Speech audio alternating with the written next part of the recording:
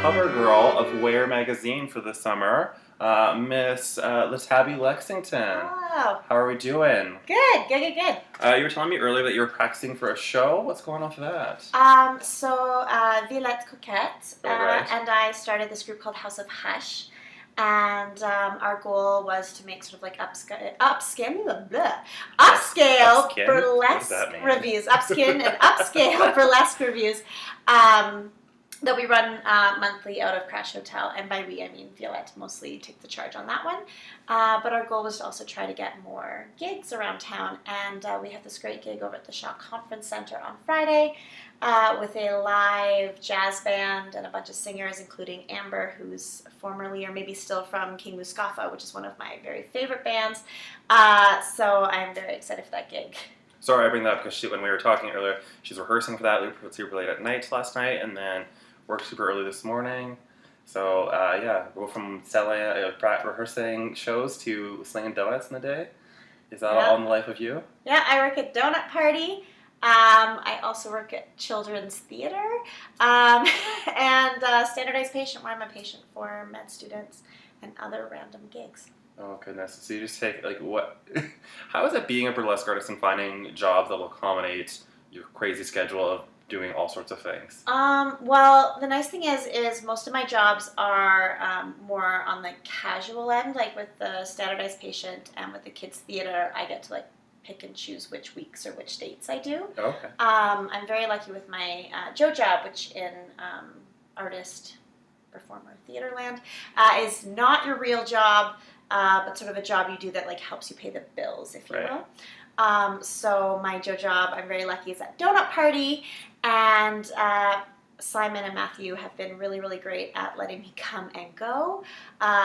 Partially possibly because they are my friends, and also because I just try to do a very, very good job while I'm there. Mm-hmm. Because I've definitely had a bunch of jobs where they're like, "What? You need a month off?" No, and then I'm like, "Okay, well, bye," because my dream was not to work at Chapters for the rest of my life, so goodbye. So I've actually left many jobs because of them not wanting me to go or not giving me the time off and whatnot. So I'm very, very grateful to Donut Party. Donut Party, some of the best donuts in Edmonton. Located at, I actually don't know where they're located. They're right by Cafe Linnea, in between 119th and 120th Street and about 11th Ave. Look for a big pink sign with a really cute little donut character. Or catch them in the farmer's market. I don't know. It's kind of like an ad for Donut Party. Or at Raz in West Edmonton Mall. You should never fire me. I did want to talk about the magazine, Wear magazine. It's all over every hotel and casino. Where else are these? These are all over the place, I think, at Edmonton. Schools. I found one at a coffee. No, it's at the universities. Oh, okay. I found that one. I found my copy at the coffee shop that's in the basement of my apartment building. Oh, that's convenient. Because I was saying to my friends, if you see one, grab it. And then seconds later, I saw it, and I was like, never mind. I've got it to send to my mom. I'm really jealous of people who live and have a building, have a Starbucks in their building. There's one in the down the street that just has a Starbucks right there, and I was like, this is great. Although I have no money for food because I just spent it all at Starbucks. I don't have that. It's an independent place, but it is really cute. They're really nice in there. Shop local. You're supporting local people. Exactly. How did that come about with the interview in the magazine there? Actually, I was really lucky. I find, especially with Son of the Girls, so I'm the co-producer, co-artistic director of Son of the Girls. We're a theater company that builds historical plays about historical women and to tell their stories, and we use burlesque to tell the stories. So a lot of times when I'm promoting that or contacting various media places, I feel like I'm almost begging to get attention. I'm like, hello, hi, if you could please shout us out, if you could please put us in your event calendar, please. Especially with them, I'm like, in light of Me Too, it would be so great for our women-driven piece that is so pro everyone. So I do a lot of begging and begging and begging for attention for them, and sometimes we get it, and sometimes our production that we did in January, we couldn't get reviewed to save our lives. No one came to review us, which is kind of sad because it's a brand new place. We have no pull quotes, nothing to promote it going forward. Anyway, I was so happy when on our website, this wonderful woman, Carmen, who wrote the article, contacted Son of the Girls and was like, I want to do an article about you. Please, tell me all these things. And so she sent me a list of questions and I typed them all out. And then she asked for clarification and asked me to send photos and whatnot. And it's actually one of my favorite articles I've ever read that I've been interviewed for. And it's just so clear and so concise and it's obviously edited, but she took a lot of what I really said, and it was really nice. It was nice to be asked. Instead of begged and knocked out of the door? Instead of begging, be like, please give us some attention. Please help us pay for our art. And what's nice is the crazy thing is Son of the Girls doesn't even have a show coming up to promote. It's just a really wonderful article about Son of the Girls and also just the burlesque scene in Edmonton that just is exploding. So it was really nice to just truthfully give an interview without having to be like, please help us. Do you, sort of spinning off that, do you have any horror stories from interviews that in the past? No, I find the question, and I'm not going to look at your list of questions in case it's on there, because I may insult you right now. The question I'm very sick of answering is, how is burlesque different from stripping? And I'm kind of a little sick. Was that your list? No, I'm just I can explain it. I know the difference between it, but I just don't know if other people do. I can explain it. I explain it a lot, but sometimes, not all people who interview me, a lot of people are very smart and intelligent and whatnot, but I can't remember, it was someone ages ago, they said it with such disdain towards strippers, and they were like, well, it must be different than strippers, and I was like, and then just watch their face change, and I was like, actually, a lot of my friends are exotic dancers, right? And a lot of burlesque performers do that as their day jobs. I don't, but I don't judge anyone who does, and I think it's totally completely reasonable. And so I just started to defend my friends who strip, and I just saw the review, or not the reviewer, the interview just backpedal and just it got uncomfortable from there. So I just was like, you can ask me that question. I get asked all the time, but whoa, hold back on your judgment, especially as a burlesque performer. I'm in no place to judge other people who take their clothes off for a living. Right. Nor would I. I feel no need to judge someone for their career. I wouldn't judge a plumber. Actually, they make more money than I do. They're a lot smarter. I would never judge anyone who does anything. It just, yeah. So I think it was when I called them politely on their judgment, it just made it awkward and awful. It is super weird how everyone has they have a judgment about what they're doing, even though it's taking off their clothes for money. I think it's weird. But they're paying their bills, and then I was a little shocked. I went to Taboo a few years ago, and I found one of my former classmates from high school is in Body Heat and looks great. And it was just a moment of oh, he's a stripper. Oh, okay. But they put on a show, and it's fun, it's entertaining. Male strippers I think are oddly hilarious because they sometimes they'll lip sync, and then someone will be oh no, I'm too bro for that, and then you kind of this weird macho circle of what they should do, what they shouldn't do, and makes me laugh. But they make great money, and they get to travel all over the place and get all the attention and all the validation they want. So why would you dock someone for doing what they love and making great money? So I don't know why people would have that hang up. I feel a lot of it is sort of in today's society, people have all this concern about people's bodies and people's images, and I find even it's when you're man, I feel really good about myself, woo, I'm feeling myself, I feel great. People then feel the need to be oh, you feel great? Why? People feel the need to just rip you, when I'm I don't understand why. Just because someone feels really good about themselves does not mean that you yourself can't feel good about yourself. And I just feel we're in this weird sort of thing where it's still slut shaming, body shaming. Yeah. Just shaming, sort of vaguely puritanical at times mode that some people in society can get into. And so I was I think if people are feeling themselves, and I'm a burlesque dancer, I take my clothes off for a living. It is legit my part-time job. And I don't think the fact that I do that, makes me a bad person, makes me not a member of society, makes me not positive or anything like that. So sort of like here, do, I like the sort of Wiccan belief of do what you will, but harm you none.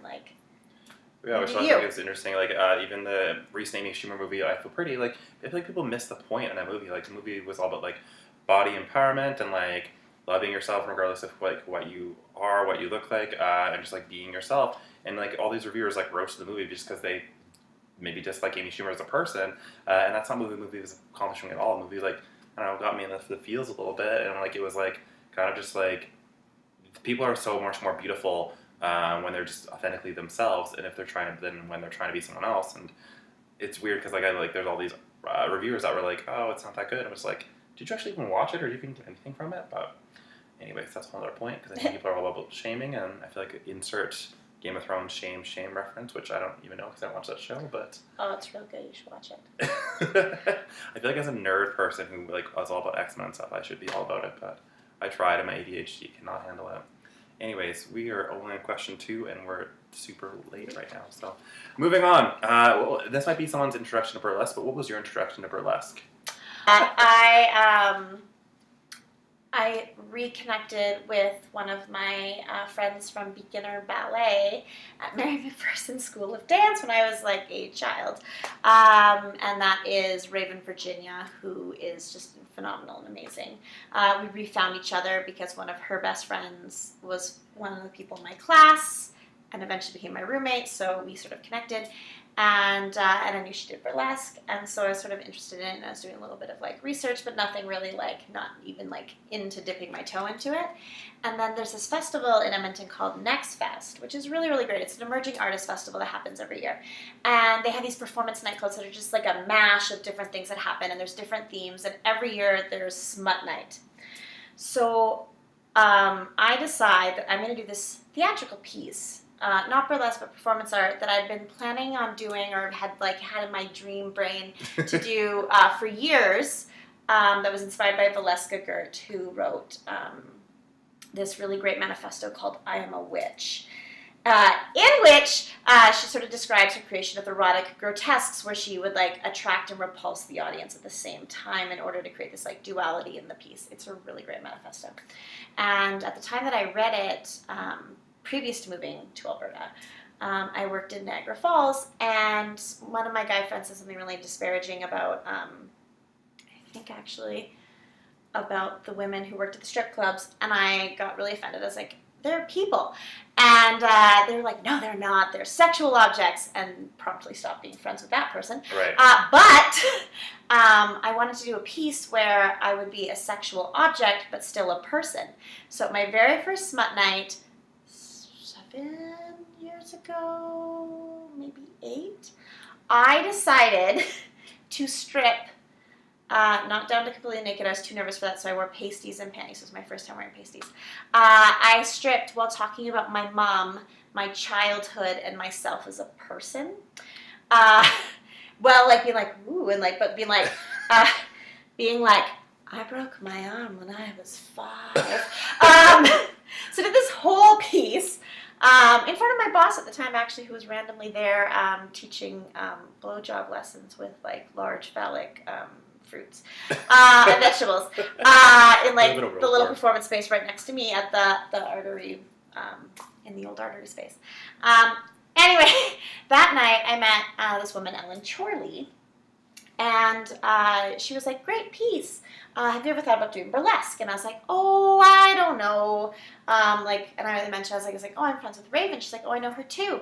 And so we just started talking about burlesque, and then Raven gave me a lesson in my living room, which was really nice one morning. She was staying over with me and my old roommate, Andrea, and so got up, we're having breakfast, and then she got up and showed me 2 of her routines just in her pajamas in my living room, and gave me a list of things to think about and good resources to read. And I'd already been reading and watching YouTube, and I had a little I had Joe Boob's handbook on burlesque at the time. I still have it. And then from there, Ellen and I created this piece. We wanted to perform at the following year's Next Fest. But we got too nervous to do Smut Night because there was another group that was doing Smut Night, the Hook'em Review. And we're like, well, we don't want to be compared to these other burlesque dancers because we don't know what we're doing. So we ended up doing the Political Night nightclub, the Rise Up nightclub. And so we took these like white men's dress shirts and like made them so they were like easy release with Velcro, and then put out these markers and had people write on the shirts what they loved about art. And then so we came out and we did like a twist on this famous sort of like burlesque trope of the scale dance, where usually like a woman comes out, stands on the scale, oh no, she's too heavy, and then she has to take her clothes off to be a certain weight. So what we did is we came out, stood on the scale, and the scale had like this big like bag that said like arts funding in glitter letters. We reach in and we're like, oh, there's nothing. And then we're like so frustrated that like ripped off like part of the shirt, and it's like, aha, if we rip away our integrity, then we'll get arts funding. So it went on from there, and we kept like ripping away all of our integrity and what the audience loves about art. And in the end, when we went down to bra and panties, at that time I was too nervous to go to pasties. I don't know why. Stood on the scale and we're like, oh, we got the money. Yeah. And then realized we were like not dressed and scurried off as like a message for the granting. So that was my first sort of like foray into it. And then from there, created Set and the Girls. And from there, created our very first show, Tudor Queens of Burlesque, which was a crazy, crazy runaway hit. And then I started doing burlesque solo because Son of the Girls was only doing like one show a year, and I wanted to do it more because I really loved it. And there was only one monthly show at the time, and so I did Burlesque a la carte, Kiki Quinn's show, and that's how I met Kiki, and that's how I met Holly Long Sand. And everything from there has just, yeah. The magic happened. Yeah, that's my really long story where it's like, I did this, and then I did that, and then I was sexy while talking about my mom, which I still talk about my mom in burlesque shows to this day as I host. So it's like, hey, Kathy, what's up? That's my mom's name. All right, that was a lot. That was a long story. We got there. It was like Infinity War of burlesque. Yes. It has like all these different things. Oh, like, is that how long? do we I haven't seen it yet. Oh, I'm planning on seeing it next week. It's 2 hours and 40 minutes. So it's like, make sure you have some snacks. How did you sort of like come out as a burlesque artist? Because I know like for drag queens, it's like, hey, I'm gay, but I'm also doing drag. And they're like, is it trans? And then like families are like, what? What's going on here? So like, was your parents like cool with, not that like it matters if they're cool with it or not, but like, how's the reaction being like, hey, I'm now a burlesque artist? First I had years ago to confess to my parents that I wanted to be an actor. Right. Which is right up there and really bad things to say to your parents. So that was a thing. That's actually why I came to Alberta, as I got into the BFA acting school, and so I moved across the country, didn't know anyone, went to school. So that actually caused not too many arguments, but some arguments, especially with my dad, about that. And mainly because actors, most of them, even the really successful ones, live right at the poverty line. So it's one of those choices. They say in acting school, like, if you don't have to do this, don't, like, get out now. You'll miss, like, weddings and funerals and birthdays, and you'll have no money. So don't do it unless you have to. And I decided that I had to. So I did that. So there was, like, coming out as that first, so I feel like I already, like, there was already pre-disappointment. Right. There's already pre, like, the artsy one, like, so maybe it was almost kind of like a, what's she doing now? Oh, whoa. She's stripping? Okay. Oh, she's stripping now. She's taking off her clothes. Great. Who knows what she'll do next? Circus? Which is hilarious because I am a trained clown. Anyway, I remember telling them, but I was really lucky because when I told them, it was right around the time, it was right before Set of the Girls released Tudor Queens, and I could almost be like, so I decided to be a burlesque performer, and I started this thing, but we got 5 stars and sold out our whole run, and then we got held over and we sold it out, and we won an award. To people who think more like linear and capitalist, that seems a lot less crazy than like, I've decided to do burlesque. It's like, I've decided to do burlesque and I've sort of slightly succeeded at it already. And so it seemed like a better choice. And actually my mom comes to my shows in Toronto. She came and saw me when I was at the Toronto Burlesque Festival this summer, and I'll never forget when she came to my first show. She's like, I'm gonna come, and like she's so excited, and she's like, oh yeah, she's like, and I'm bringing like your uncle Howard, your cousin Gary's like kids, Joshua and Spencer, your cousin David, and I'm like, oh okay. And they're like, we're so excited to see your skit. And I was like, okay, well, it's not like the plays you're used to seeing me in. And so I was actually very explicit in what the description was. And then, and I said to my mom, I was like, just tell them that if they feel that like at future family functions, they may not be able to look me in the eye, because I know like bodies sometimes can be weird. And I always had the statement too, where I was like, if you're not comfortable, please don't come. Yeah.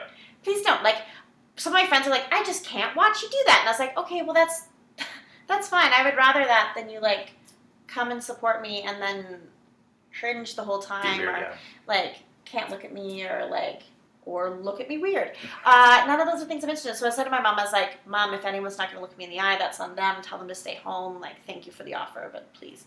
So they all come, and actually most of them were fine. I remember my cousin David did a lot of this the whole time, and a lot of this. I could not wait to get out of there. Coincidentally, I've not seen him since. But my mom actually comes all the time, and she loves it, and it's really great. Cool. How about dating as a burlesque artist? Because I know we talked on Saturday, and you were kind of seeing someone now. Like, how's that like? Being like first date, like, hey, by the way, on weekends I take off my clothes to like an artistic piece. It's a little tough. I find a lot of people don't understand what it is, which, like, fair enough, it's sort of on the fringe.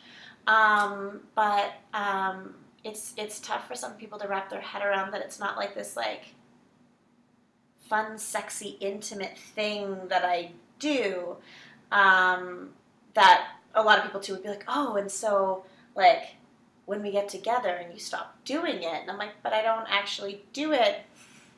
It's not a hobby that I'm doing until I get a man. It's not like back in the old days where it's like, well, I have a job, but when I get married, I'll have a job at home, which I have nothing against wonderful homemakers either, actually. But that's not what I'm doing. So there's that whole factor, and then having to explain the factor where it's like, I'm not turned on while I'm doing it. It's not a sexy act for me.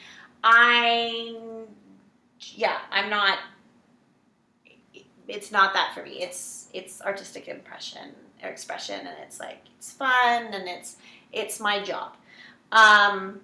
So that's always tough to sort of explain that. And there's a lot of misconceptions on that one. So I did find it a little tough dating because a lot of people didn't understand what it was. So you talked a little bit about being part of Send the Girls burlesque troupe. Kind of talk a little bit more about that, and like what's the like sort of collaborating with your other cohorts in that group. It's awesome. I really like it, especially lately we've been doing like highly themed almost plays, but more like reviews with Shakespeare's Sirens and with Glowing Hearts. And I really love it because we get in the room and we sort of like jive out like what sort of stories we want to tell. And actually Ellen and I, Ellen's the other artistic director, we are always looking for interesting groups of women because we find we need a group of women to tell the story. We don't want to find just like one because then what's happening in that story. So I was looking for groups of women, so like the women of Shakespeare and whether Shakespeare gave them fair representation. Amazing women of Canada who blazed trails, most of whom were not even people legally when they did it.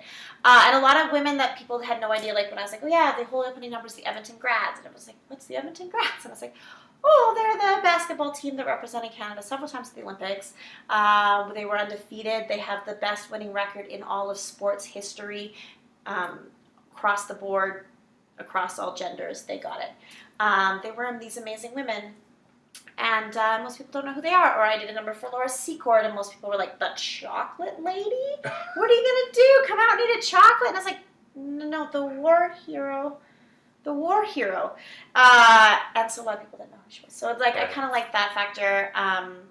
I love like learning and like researching and then finding out these neat things and then talking about what's neat about it, and working collaboratively with the choreographer to sort of like pull out these different things and like not even so much hide, but like have this messaging in everything so that it's there. And the usual message of Sen and the Girls is that people are valid is sort of what it is. I mean, yes, it is from the feminist standpoint, but I think one of my favorite compliments I got was this past summer.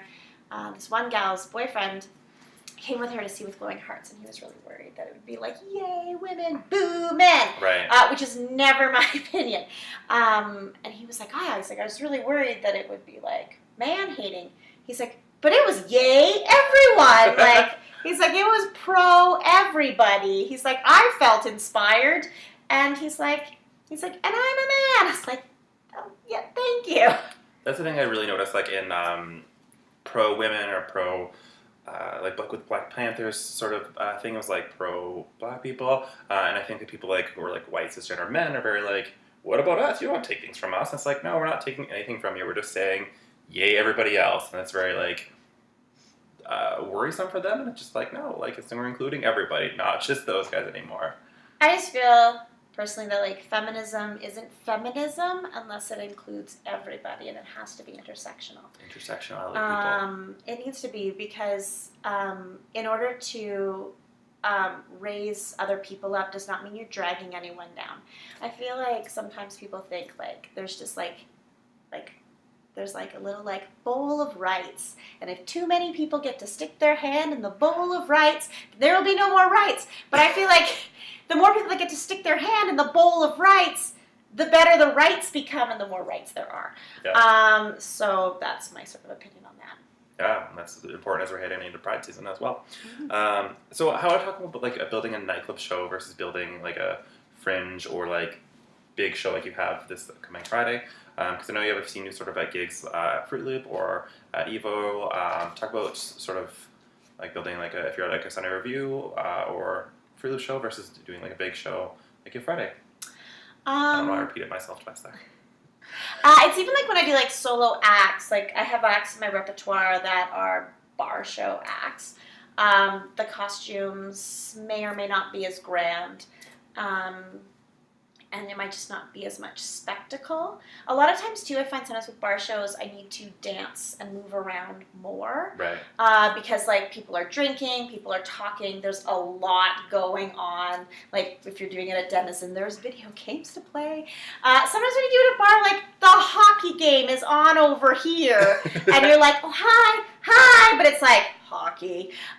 So there's that. So I feel like sometimes with bar shows I need to move around more. I need to like do these things. Whereas like festival numbers or the sort of bigger ones, those are where some of my costumes total into like over $1,000. And not that I haven't worked on my bar acts. I do. I spend a lot of time rehearsing. Right down to rehearsing my face. I rehearse my face in the mirror. Just to make sure that I'm not like dead face or doing like, I was really guilty in my beginnings of burlesque doing like fish mouth when I dance, which is like, I was thinking and I just like. Right. And as sexy as this is. Ooh. It wasn't, because I wasn't doing anything with my face, so I had to learn how to use my face. Yeah, so the bigger shows, it's more expensive costuming. I've spent hours and hours and hours working on that number. And in some of those numbers, it's like, I've done this number, like some of my big festival acts, it's like I've been doing some of those acts for like several years. Right. Like 4 or 5 years on some of them. And they're, they're to this like perfected way, and like they're still growing. Like I'm still obviously always looking for feedback to make them better. But yeah, I feel like the bigger numbers, they just also require bigger costumes because you need to be seen from further.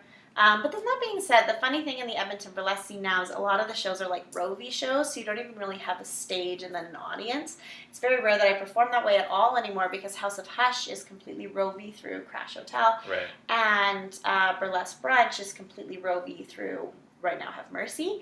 And so I do wear a mix of my costumes because people are like this close to you and they can see your actual costume. And I just don't want to...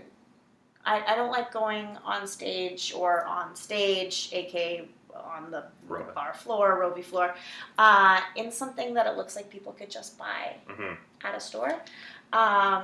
So I prefer wearing like custom items, and I like it. I love walking onto like the floor for either House of Hush or Burlesque Brunch and hearing an audience member go like, "Shit, that costume!" and just being like, "Whoa!" And I love being like, "That's right. There are thousands of rhinestones on this." But I feel it also helps sell me as a bookable artist, because people a lot of times will say like, "Oh, I didn't expect the costumes to be that good. I didn't expect this to be that great."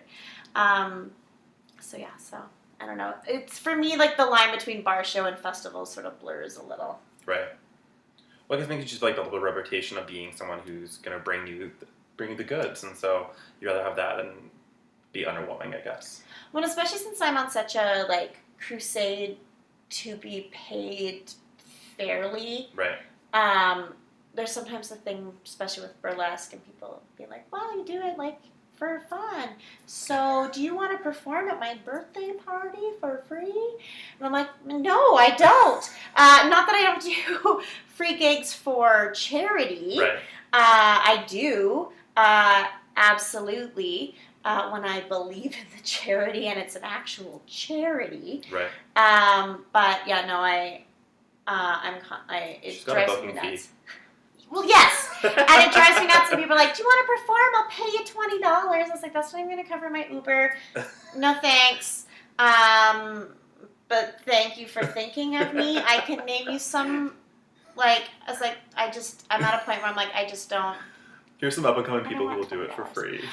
Or would like jump at the chance at this, or like there's because like I feel like within any scene, it's good to have like the people who like tour internationally and are up there, and then it's nice to have like people who are like up and coming and working towards things. It's good to have new people, and it's really great to have some people that want to do it like with a sort of like professional bend on it, and it's really great to have people that are hobbyists and are like, "This is really fun. This is what I do on like the weekend." Like, I think it's so great to do burlesque as well as a hobby. It's just I don't do it as a hobby. Right. She's professional fish. Let's talk about your direct marketing and peddling your shows. I don't want to say peddling. That sounds bad. Promoting your shows. Is that something you're very comfortable with now at this point? Like I see you throwing handbills for the Fringe. Is that something you're very like you're just used to at this point? Because I feel like it's very hard sometimes to be someone who promotes your shows. Yeah, I had to get really, really good at it. And it's funny because people are like, "Who taught you?" And it's like, nobody. I learned from trial and error. Because I started doing Fringe, and Fringe, as you said, with handbills, it's very important to go handbilling. And it's that thing where, especially when I first started doing Fringe, still to this day, I hate handbilling. Oh. I think it's awful, and I hate doing it. However, it works. So I do it. And I now tell performers, because there was times where I would be in Fringe shows, and I'd be like, "So who wants to go on handbilling?" And of course, nobody. Right. So I would be like the sole person handbilling, being like, "Come see my show." And we lucked out with Tudor Queens the very first year we did Fringe, because we sold out so quickly, we didn't have to handbill. And even the next year with Bronte Burlesque, we didn't really have to handbill.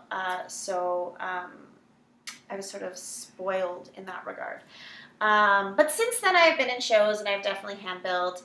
It's always nicer when people are like, the cast will like hang out and go together. Like with Glowing Hearts, we had little shifts, and like there'd be times where like we'd be all walking around our Edmonton grads costumes all together, and like it was kind of fun.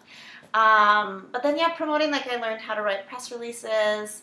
I do most of my own postering. I joke around that it's my cardio.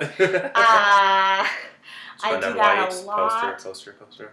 Exactly, pretty much. And then trying to go into stores and like keep the blinders up. Like it's the worst when I go into like Rowena.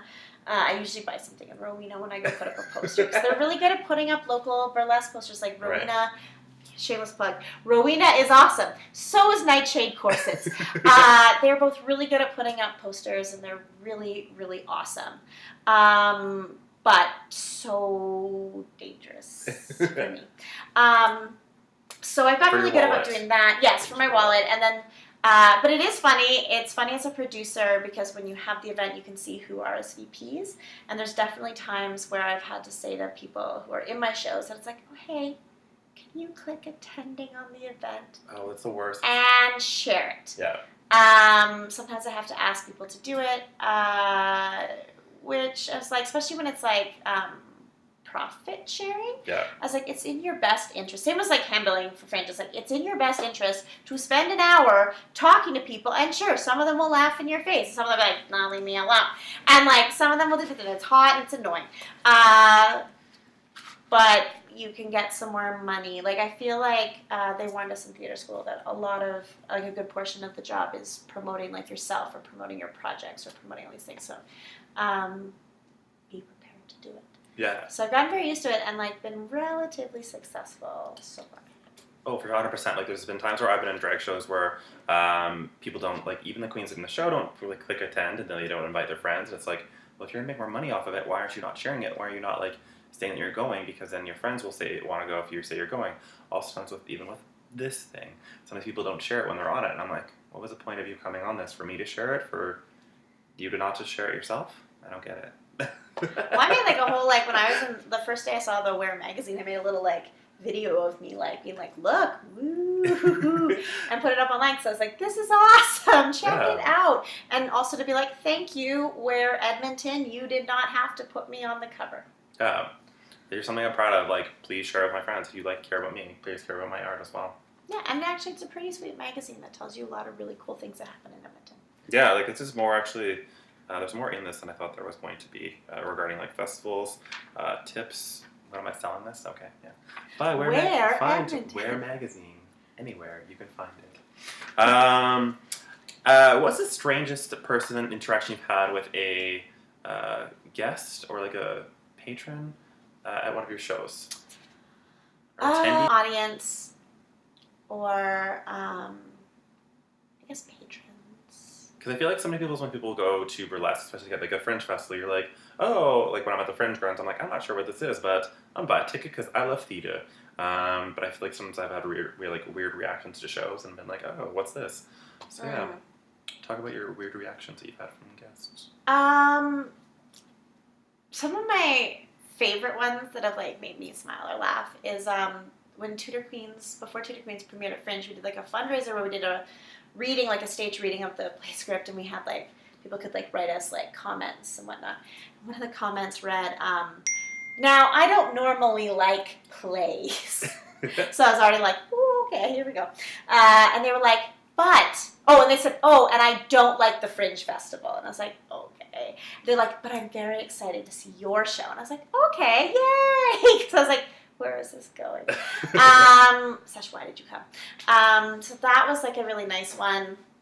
I think one of my like most like heartwarming moments is I did a piece at Evolution a couple of years ago where I had measuring tapes around me and whatnot, and I did a whole thing about like body image and whatnot, and I like broke free from them and like played with like, I guess I have to listen, my the like bat wings. the bat wings, and then like played with like, because I have some loose skin on my stomach, I carry my weight in my stomach, and I like played with it and like hit it so that it would like shake along the music, and afterwards I got swamped.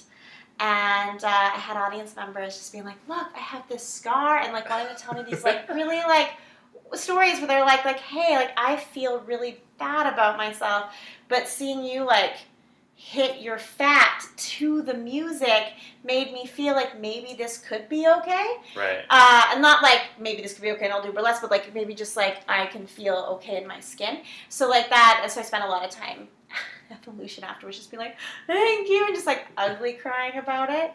So that was one of the nicest ones. Oh, another nice one I had also at Evolution. I was doing a show and I was waiting in line to get a drink after I'd performed, and there were these like really, really young, I think they had to be like 18 years old, like adorable little men in front of me, and they were, the one says like, oh, you know what?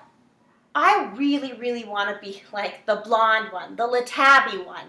She's fierce. I want to be her one day. And I was like standing behind, I was like, that's so nice. But they didn't say it to me. I just heard them talking about me. And I was like, oh, yay. You can be me. It's cool. You'll be a weird person.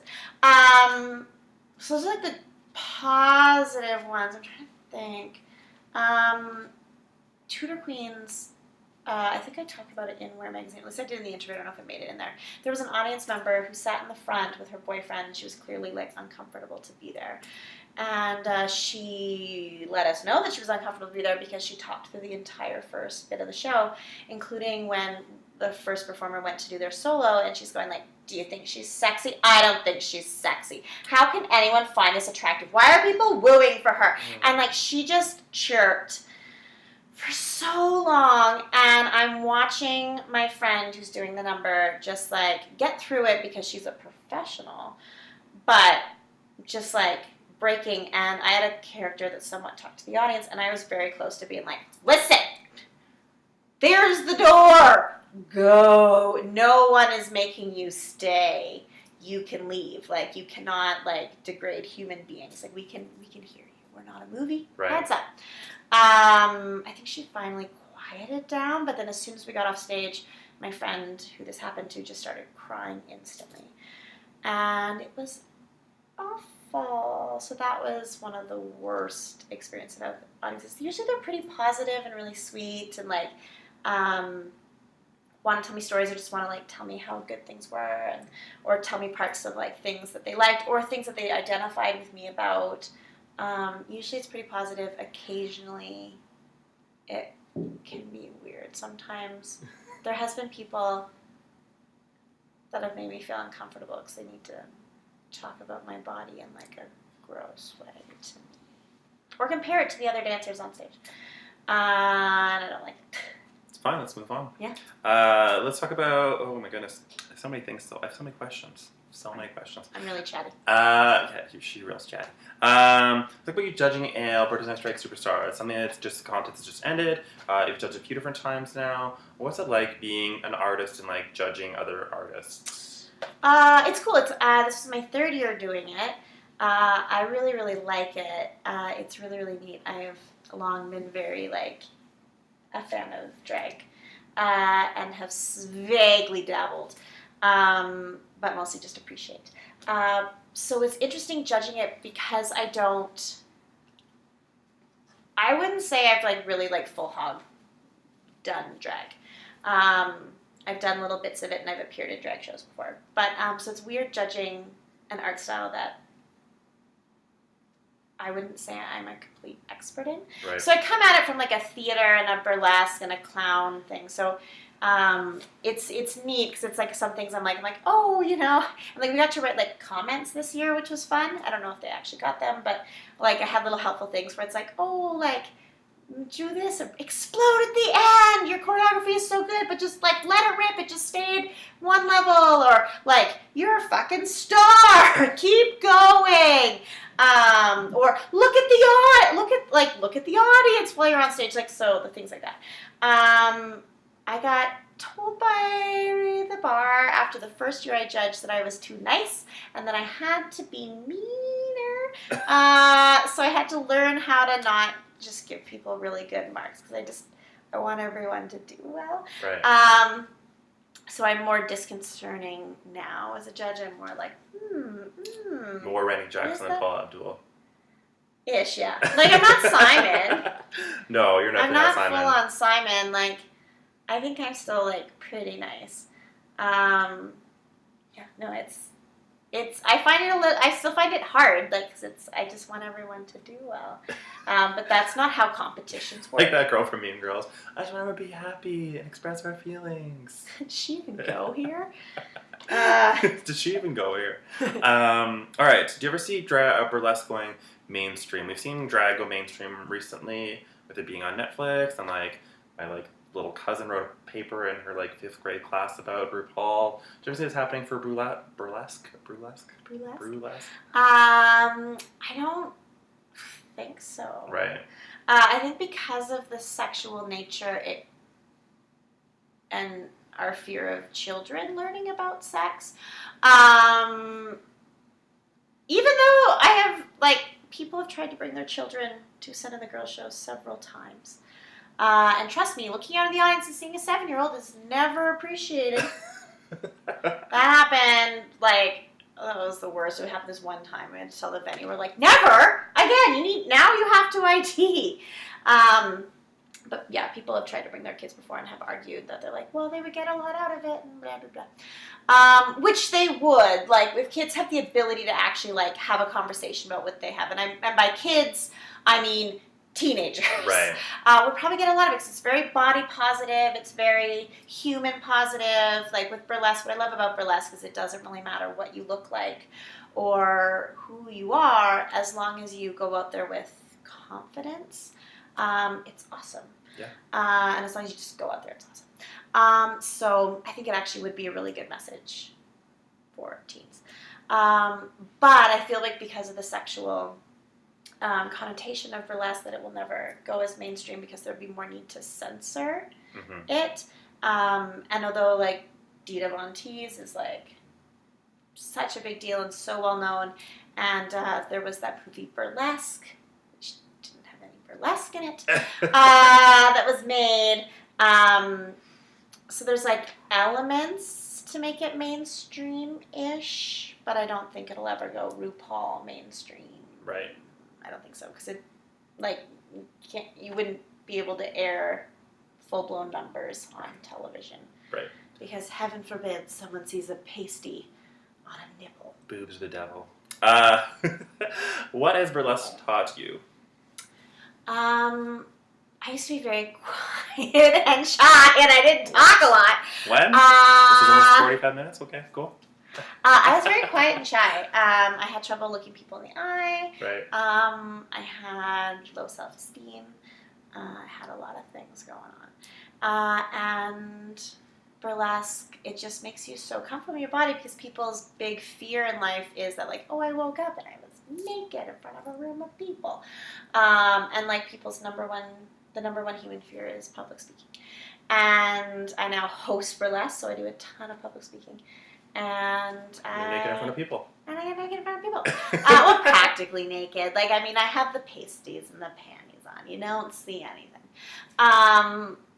But yeah, just, like, with burlesque, like, you can't hide anything, and anything you view as, like, a problem zone, you can't hide it. The audience can see it, so you might as well just get over it and just get out there. So it makes me a lot less susceptible to, like, bullying and rude comments and things like that, which is great. And so, yeah, I have so much more confidence. Burlesque is now the most comfortable I've ever been on stage. I love it. It's great. Amazing. And finally, you host a show called Show Me Your Newbies, but what are your advice for the newbies? I always tell new burlesque performers to go and see as many shows as they can because research. Go see as many shows as you can because then you'll see a bunch of different styles. Then also if you're asking people about certain, like, styles and things, at least you can have seen the jargon. So when someone's like, oh yeah, a panel skirt, you're not like, fuck is a panel skirt? They can be like, oh, I know what that is because I've seen this one. And, like, go to shows, watch YouTube, read, research, know your history, know what's up, like, do the work. So I'm always recommending that. It's always funny to me when people are just like, especially people in just my, like, regular normal life, just like, I think I'm gonna do burlesque. And I was like, well, and I sometimes say to them, I was like, can you name me, like, 2 local performers and 1 non-local performer you really like that's not me and why? And they're always like, well, how would I know that? And I was like, go to shows. Go to shows. Because how do you know you want to do it if you haven't seen it? Right. But also there's classes I recommend, like, go to classes, go to burlesque classes. There's some great ones by Kiki and Bo. But also just go to dance classes, go to improv classes, go to performance classes, because they will all help you. And then talk to people in the scene, get to know them. They'll often give you advice and help. I love it. So with the newbie show, I've now started doing it this last weekend, where people have now, like, 3 performers got, like, cue cards, and they could write, like, feedback for the performers. And I give them their feedback, and I was like, it's yours.